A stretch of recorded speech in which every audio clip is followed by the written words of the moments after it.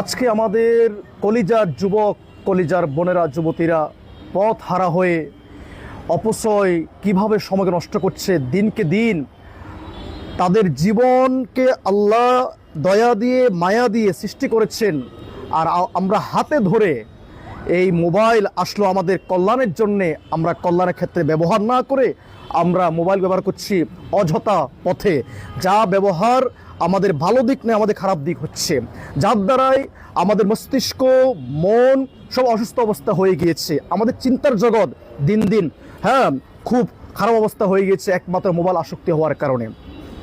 Mobile আসক্তি হন, তবে প্রয়োজনীয় হইয়েন যে প্রয়োজনটা আপনার জন্য কল্যাণকর হবে। এই মোবাইলে রাত্রেবেলা আপনি যদি খারাপ সিনেমা দেখেন, খারাপ নাটক দেখেন, যে নাটক সিনেমা দেখার মাধ্যমে আপনার মনের মধ্যে পাপ কাজ জন্মাবে, যে পাপ কাজ আপনাকে জাহান্নামে নেওয়ার জন্য একটা পাথেয় হয়ে যাবে। আসুন আমার কলিজার যুবক যুবতী ভাইয়েরা, মোবাইল থেকে একটু দূরে সরে আসেন।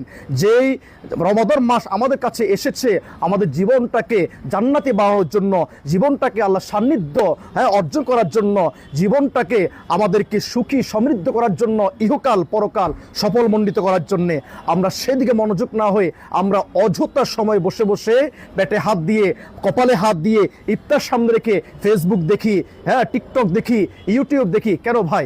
রমাদান মাসে ইফতারের সময় আল্লাহ বলছে বান্দার জন্য দুইটা সময় আনন্দের এবং উৎপন্ন খুশির সময়। একটা হচ্ছে ইফতারের সময়, দুই নাম্বার হচ্ছে আল্লাহর সাথে সাক্ষাতের সময়।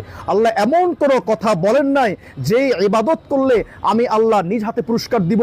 নামাজ, হজ, যাকাত, কালিমা, ইমানদার, জিগির আসগার, যত ইবাদত আছে আল্লাহ কোথাও বলেন নাই ইবাদত করলে আমি তোমাকে নিজ হাতে পুরস্কার দিব। আল্লাহ বলছে একমাত্র শুধুমাত্র আস-সাওমু লি ওয়া আনা আজজি বিহি, রোজা রাখো, রোজার হক আদায় করো, আমি আল্লাহ তোমাকে ডেকে নিয়ে এসে আমি নিজ হাতে তোমাকে পুরস্কার দিব। সুবহানাল্লাহ বিহামদিহি। আজকে আমরা এই ছোট্ট 60-70 বছর হায়াতে যদি আমাদেরকে এমপি, মন্ত্রী, মেম্বার যদি একটা পুরস্কার আমাদের ছেলে মেয়েদেরকে দেয়, আমরা বাপ মারা খুশিতে মাতোয়ারা হয়ে যায়।